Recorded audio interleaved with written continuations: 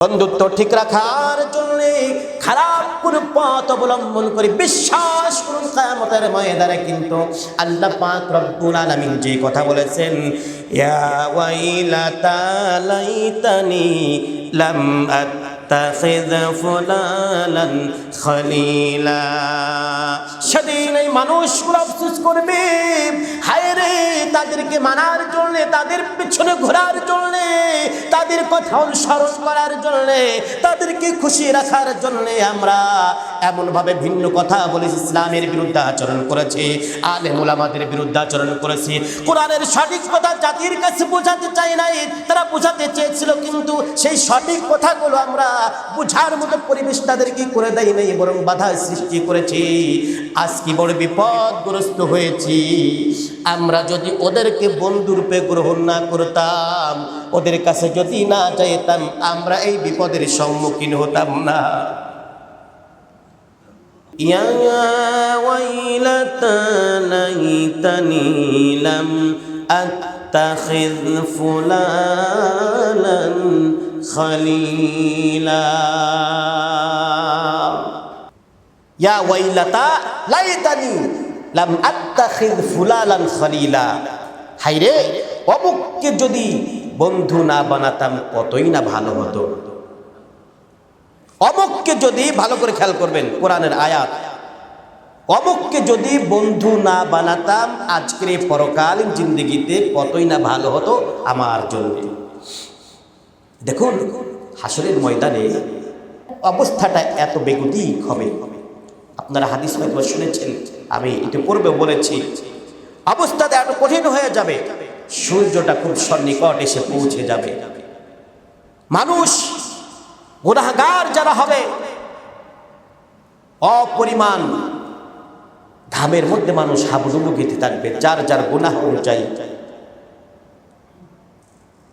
ওই ঘাম কারোর হবে হাঁটু পর্যন্ত, টাকনু পর্যন্ত, কারো হবে হাঁটু পর্যন্ত, কারো হবে কোমর পর্যন্ত, কেহ বা ওই ঘামের মধ্যে হাবুডুবু খেতে থাকবে। এটা হাদিস বলছি। এখন এই যে সূর্যটা খুবই কাছাকাছি চলে আসবে, মানুষ চিৎকার করতে থাকবে, বিচার বিচার বিচার বিচার বলে চিৎকার করতে থাকবে। এহেন অবস্থায় 7 শ্রেণীর মানুষ আল্লাহ পাক রব্বুল আলামিনের আরশে আজিমের ছায়াতলে স্থান লাভ করার সুযোগ পাবে। কয় শ্রেণীর মানুষ বলছি বলেন তো, একটু জোরে বলুন। 7 শ্রেণীর মানুষ সেদিন আরশে আজিমের ছায়াতলে স্থান পাবে। তার ভেতরে একটা নম্বর এরকম আসছে, ওয়ারাজুলানি তাহাব্বান ফিল্লাহি ইজতামাআ আলাইহি ওয়া তাফাররাকা আলাইহি।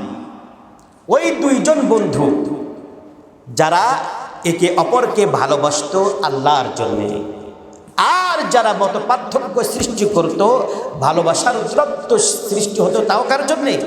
আল্লাহ পাক রব্বুল আলামিনের জন্য। অর্থাৎ বন্ধু তো আল্লাহর জন্য, বন্ধু তো ভেঙেও যাবে কার জন্য? আল্লাহর জন্য। অর্থাৎ আমি আমার জীবনে চলার পথে কোন জাতীয় মানুষকে বন্ধুরূপে গ্রহণ করব, কোন জাতীয় মানুষকে বন্ধুরূপে গ্রহণ করব না, এটা হচ্ছে দুনিয়ার ফয়সালা। দুনিয়া থেকেই এটা আমাকে পরিষ্কার করে নিতে হবে। যেই মানুষটা আমি তাকে কখনোই বন্ধু হিসাবে গ্রহণ করতে পারি না, যেই মানুষটা আমি নামাজে যেতে চাইলে আমাকে বাধা দেয়, অথবা ভিন্ন কোনো চিন্তা আমার মধ্যে ঢুকিয়ে দেয়, আরে সময়টা এখন বাকি আছে, চল অমুক জায়গায় যাই, এখন আপাতত নামাজ না পড়লে হবে, পরে পড়ে নিস, নামাজটা বাদ হয়ে গেল। আমার যে বন্ধু কোরআনের সত্য কথাগুলো শুনলে কখনোই তা মেনে নিতে পারে না, কোরআনুল কারীমটাকে আমার বন্ধু সাংবিধানিক একমাত্র কিতাব হিসেবে গ্রহণ করতে পারে না, আমার যে বন্ধু বিশ্বনবী সাল্লাল্লাহু আলাইহি ওয়াসাল্লামকে একমাত্র আদর্শবান নেতা হিসেবে মেনে নিতে পারে না, অন্য কারোর আদর্শকে সে নিজের মধ্যে ধারণ করে। আমার যে বন্ধু এইভাবে সত্য কথাগুলোকে কখনোই মেনে নিতে পারে না, সত্য কথাগুলো যখন বলা হয়, আমার সেই সত্য কথাগুলোকে সে যখন শুনে তার কপালটা ঘুচিয়ে যায়। এক কথায় যারা কোরআন মানে না, হাদিস মানে না, ইসলাম মানে না, দিন মানতে চায় না, কোরআন মানতে চায় না, রাসূল মানতে চায় না, রাসূলের ওয়ারিস যারা আছে তাদেরকে মানতে চায় না, তাদের কথাও শুনতে চায় না, এক কথায় জবাব হলো আমরা আমাদের দুনিয়ায় থাকা অবস্থায় আন্তরিকভাবে কোনো অবস্থাতে তাদেরকে বন্ধু মেনে নিতে পারি? জোরে বলেন, মেনে নিতে পারি? মেনে নিতে পারি না। আমি তো আমার জিন্দেগিতে তাকে বন্ধু মানতে পারি যে কোরআন থেকে কথা শুনতে চায়, কোরআন থেকে সত্য কথাগুলো শোনার পরে তার জিন্দেগির ভুলগুলো ধরা পড়ে যায়, সাথে সাথে সে নিজেকে সংশোধন করার চেষ্টা করে, নিরিবিলি বসে অনুতপ্ত হয়ে যায়, হায় রে এতদিন পর্যন্ত এভাবে চলেছি, এটা আমার ঠিক হয় নাই, বিশ্ব নবীর বিরুদ্ধে আচরণ করেছি, ঠিক হয় নাই, আমি এইভাবে চলেছি, আমার ঠিক হয় নাই। যার মধ্যে অনুতপ্ততার শিকার ভাব আছে, যার মধ্যে ইসলাম মানার মধ্যে আছে, যেই ব্যক্তি কোরআনটাকে তার জীবনের সাংবিধানিক কিতাব হিসাবে মেনে নেওয়ার মতো ইচ্ছা আছে, যেই ব্যক্তি কোরআন হাদিসের কথা বললে তাকে আরো গ্রহণ করতে চায়, শত্রু মনে করে না, অবশ্যই আমার উচিত হলো এই সমস্ত মানুষদেরকে বন্ধু রূপে গ্রহণ করা। ঠিক কিনা বলেন? প্রিয় হাজিরিন, সহজ কথায় বলে নিলাম কাকে বন্ধুরূপে গ্রহণ করা যাবে আর কাকে বন্ধুরূপে গ্রহণ করা যাবে না, হালকাভাবে তাজ দিলাম। এই ব্যাপারে আপনাদেরকে সিরাত ইবনে হিশাম নবীর জীবনী সম্পর্কে খুবই গুরুত্বপূর্ণ আলোচনা এসেছে কিতাবের মধ্যে। সিরাত ইবনে হিশামের মধ্যে আলোচনা এসেছে তৎকালীন জামানাতে উবাই ইবনে খালফ, নাম শুনেছেন আপনারা? উবাই ইবনে খালফ কি সাহাবী ছিল নাকি কাফির ছিল? কাফির ছিল, আল্লাহর নবীর কঠিন শত্রু ছিল উবাই ইবনে খালফ। আর একজন ছিল উকবা ইবনে আবু মুআইত। এই উকবা ইবনে আবি মুআইতের কথা আপনাদেরকে আমি বলেছি আগে সিরাতের আলোচনার ভিতরে, কতটা সত্যতা করেছিল নবীর সাথে। এই উবাই ইবনে খালফ এবং উকবা ইবনে আবি মুআইত দুজন ছিল বন্ধু। একদিন গোপনে উকবা ইবনে আবি মুআইত বিশ্বনবী সাল্লাল্লাহু আলাইহি ওয়াসাল্লামের কথা শোনার জন্য আসনে বসে গেছে, ময়দানে বসে অথবা মসজিদে নববীতে বসে। কারণ নবীর কথার মধ্যে ছিল মধু, নবীর কথার মধ্যে ছিল জাদু। ওরা যদিও প্রকাশ্যে নবীকে স্বীকার করতো না, কিন্তু যখন একাকে নিরিবিলি তার এক জায়গায় বসতো, গোপনে বলতো আসলে মোহাম্মদ খারাপ না, আসলে কি মোহাম্মদ খারাপ না, আসলে ভালো লোক। কিন্তু আমরা যদি তা মানি আমাদের পিঠের চামড়া থাকবে না, আমাদের নেতৃত্বের প্রভাব সমাজের মধ্যে আর থাকবে না। এই কারণে গোপনে স্বীকার করলো, তার প্রকাশ্যে স্বীকার করতো। এই ইতিহাস কিন্তু পরকালে ওই সেই কাল থেকে একবার কিয়ামত পর্যন্ত চলতে থাকবে। আজকের জামানাতেও এক শ্রেণীর মানুষ যারা কোরআন মানতে চায় না, কোরআনকে পছন্দ করে না, এ মর্মে যারা প্রকাশ্যভাবে চলতে চায় বা চলে, দেখবেন আসলে তারা আলেম ওলামাদের সঠিক কথাগুলো যদিও বলে যেটা ঠিক না, ওটা ঠিক না, এটা রাজাকার, ওটা আলবদর, ওটা আসাম, যাই হোক, গোপনে কিন্তু তারা বলে আসলে কথা কিন্তু সত্য, কিন্তু ওটা মানলে তো আমাদের দল থাকবে না। বুঝছেন? প্রিয় হাজিরিন, যা বলতেছিলাম, এই উবাই ইবনে খালফ এবং উকবা ইবনে আবি মুআইত দুজন বন্ধু বসে গেছে। উকবা ইবনে মুআইত বসে গেছে নবীর আসরে, নবীর কথা শুনতেছে। এই কথা চলে গেছে উবাই ইবনে খালফের কানে। উবাই ইবনে খালফ একটু বস, বেশি বড় বস, ডেকেছে উকবাকে, উকবা শুনেছি তুমি নাকি মুহাম্মাদের মুখের কথা শুনেছ, তুমি নাকি মুহাম্মাদের মুখের কথা শুনেছ, কথা কি সত্য নাকি? উকবা ইবনে আবি মুআইত বলছে, হ্যাঁ আমি শুনতে গিয়েছিলাম, কিন্তু আমি তো মানার উদ্দেশ্যে শুনি নাই, আমি তো এমনি এমনি গেলাম। বলছে গেলে কেন? যদি আমাদের নেতৃস্থানীয় যারা আছে অথবা আমাদের অধীনস্থ যারা আছে, আমাদের প্রজারা যারা আছে সমাজের মধ্যে, আমাদের বংশের যারা আছে, ওরা যদি কোনো অবস্থাতেই দেখে ফেলতো বা দেখে ফেলে, তুমি কি জানো তার পরিস্থিতি কি হবে? আমাদের সমাজের ভিতর থেকে আমাদের লোকগুলো কিন্তু মুহাম্মাদের দিকে চলে যাবে। সুতরাং বড় ভুল করেছো, এই কাজ আর করা যাবে না। আজকে আমার হাতে হাত দিয়ে তোমাকে ওয়াদা করতে হবে, তুমি যদি সত্যিকারে আমার সাথে বন্ধুত্বের সম্পর্ক রক্ষা করতে চাও, বন্ধু যদি আমাকে বানাতে চাও, বন্ধুত্বের সম্পর্ক যদি অটল রাখতে চাও, অবশ্যই মুহাম্মাদের সাথে একটা কাজ করতে হবে। উকবা বলছে, ভাই কি কাজ করতে হবে জলদি করে বলো।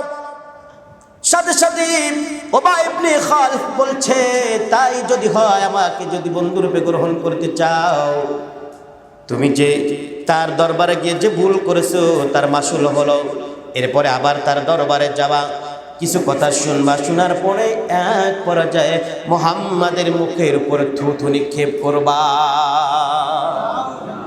যারা বলেন নাউজুবিল্লাহ। প্রিয় হাজিরিন, যে কথা সেই কাজ। উবাই ইবনে খালফের কথা শুনে সাথে সাথে মাত্র 2-1 দিনের মধ্যে আবার একটা প্রোগ্রাম সূচিতে হাজির হয়েছে। এবার নবীজি কথা বলতেছেন। কথা বলার এক পর্যায়ে যখন নবীজি স্বাভাবিকভাবে ঘরের মধ্যে প্রবেশ করবেন, নিজ হুজরাখানা প্রবেশ করবেন, এমন সময় এই উকবা ইবনে আবু মুঈত নবীজি সাল্লাল্লাহু আলাইহি ওয়াসাল্লামের মুখে থুথু নিক্ষেপ করেছে। এবার ওখান থেকে এসে উবাই ইবনে খালফকে বলেছে, ভাই কাজ তো করে এসেছি, তুমি কি আমাকে এখন বন্ধুরূপে গ্রহণ করবা নাকি? এমন কথা বলার সাথে সাথে উবাই ইবনে খালফ বলছে, তুমি তো ভালো কাজ করেছো, এখন তুমি আমার বন্ধু। জোরে বলে নাউজুবিল্লাহ। প্রিয় হাজিরিন, এই যে সিরাত ইবনে হিশামের মধ্যে যে ঘটনা এসেছে, এই ঘটনার মাধ্যমে আমরা শিক্ষা গ্রহণ করতে পারি। আমাদের জন্য শিক্ষা হলো, যার সাথে বন্ধুত্ব রক্ষা করলে নবীর সাথে খারাপ আচরণ করা লাগে, যার সাথে সম্পর্ক রক্ষা করতে হলে ইসলামের বিরুদ্ধে কথা বলা লাগে, যার সাথে সম্পর্ক রক্ষা করতে হলে কোরআন বিরোধী জীবন যাপন করা লাগে, যার সাথে সম্পর্ক রক্ষা করতে হলে ভিন্ন কোন লোককে আমাদের আদর্শ মানা লাগে, এমন কারোর সাথে বন্ধুত্ব রাখা যাবে?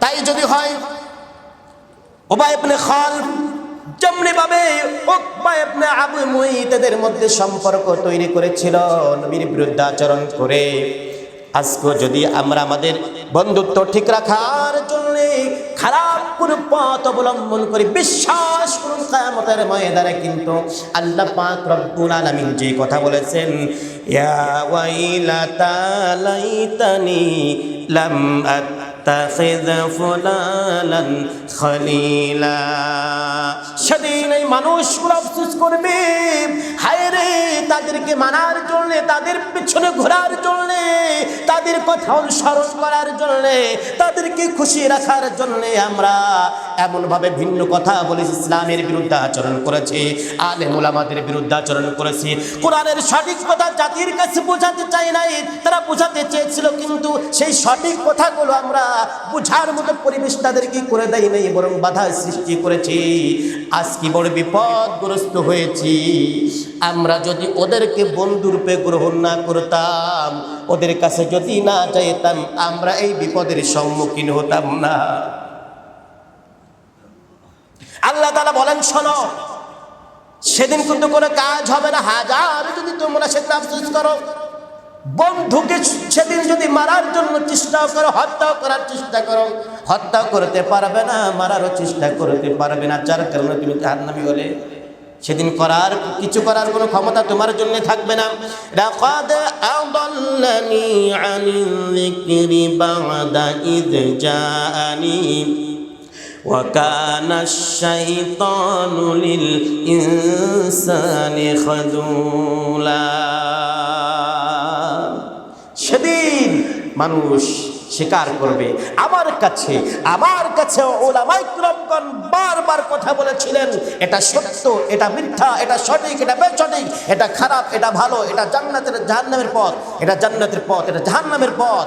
এই পথগুলো অবলম্বন করার জন্য তারা বারবার আমাদেরকে বলেছিলেন, কিন্তু আমি আমার বন্ধুর কথা শোনার প্রয়োজনে আমি সত্য পথকে দূরে সরিয়ে দিয়ে আমি এ পথে চলেছিলাম, বড় বিপদগ্রস্ত হয়েছি। সুতরাং সেদিনের স্মরণ তো আজকে আমার জন্য কোনো কাজে আসলো না, শয়তানের পদাঙ্ক অনুসরণ করার কারণে আমি তো জাহান্নামে হয়ে গেলাম। প্রিয় হাজিরিন, তো সেদিন কিন্তু ইয়া ওয়াইলাতা লাইতানি লাম আত্তাখিয ফুলানান খলিলা, এভাবে হাজারবার যদি সেদিন বন্ধুকে আপনি আক্রমণ করার চেষ্টা করেন, তাদেরকে যদি বারবার যদি আপনি ধিক্কার ছুড়ে দেন তার দিকে, আর কোনো লাভ হবে? কথা বলেন, আর কোনো লাভ হবে? আর কোনো লাভ হবে না। এজন্য লাভ যদি গ্রহণ করতে হয়, আফসোস যদি করতে হয়, আজকের দুনিয়ায় থাকা অবস্থায় সেদিনের আফসোসের কথা স্মরণ করে কোরআন এবং হাদিসের আলোকে অবশ্যই আমাকে সঠিক পথে চলতে হবে। কাকে বন্ধুরূপে গ্রহণ করলে আমি সঠিক পথের দিশা খুঁজে পাবো, ইসলাম খুঁজে পাবো, কোরআন খুঁজে পাবো, সঠিক পথে আমার জীবনটা পরিচালনা করতে পারবো, আমি তাকেই আমার একমাত্র আদর্শবান নেতা হিসাবে, আমার বন্ধু হিসাবে তাকে গ্রহণ করবো। এটাই আমাদের সিদ্ধান্ত হওয়া উচিত। আর 3 নম্বরে যেটা কিছুক্ষণ আগে বলেছিলাম, যে আমরা ইহকালীন জিন্দগিতে ওই পরকালীন দিনের আফসোস আসার আগেই আমরা যেন সঠিক আমল করতে পারি, ভালো কাজ করতে পারি, যাতে করে পরকালীন জিন্দগিতে সেদিন আফসোস আমাদের করা না লাগে। হাইরে, আমি যদি আরেকটু নেক আমল পাঠাতাম, আরেকটু যদি জিকির করতাম, আরেকটু যদি ভালো কাজ করতাম, আরেকটু যদি নামাজ পড়তাম, আরেকটু যদি হজ করতাম, আরেকটু যদি যাকাত দিতাম, কতই না ভালো হতো। যাতে করে সেদিন এই আফসোসগুলো করা না লাগে, এই কারণে দুনিয়ায় থাকা অবস্থায়, নিঃশ্বাস জারি থাকা অবস্থায় অবশ্যই আমাদেরকে নেক আমলগুলো বেশি বেশি করে করতে হবে। আল্লাহ রাব্বুল আলামিন আমাদের সকলকে তাওফিক দান করুন, আমিন।